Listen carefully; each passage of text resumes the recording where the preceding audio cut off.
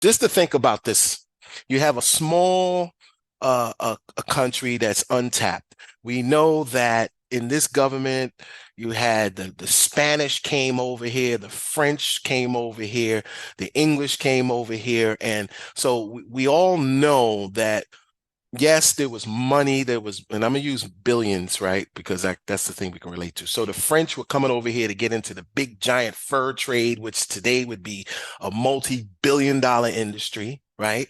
The Spanish were coming over here to establish trade and spices and cocoa and the coffee and all of the tropical fruits and vegetables. Those were the biggest things, the spices. And we know, of course, the English were coming over here for similar reasons. There's one thing that's interesting in everybody, though, that whether we want to recognize it or not, but I recognize that religious freedom was still the dominating factor, even though all of those other realities existed about economical movement. And so there was people there, the regular people like the Quakers and all of these people were being oppressed because they wanted the freedom of religion. Hold that thought, the freedom of being able to worship. But I want to look at the divine intervention in America, whether we realize it or not. And if you guys haven't seen it, go watch it. It's a movie called The Patriot with Mel Gibson.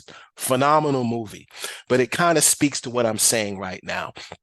The American militia of military men were nothing more than a bunch of carpenters, bankers, investors, farmers, blacksmiths, right? Builders. These guys weren't military people. They were just regular old people coming to America to try to live a better life.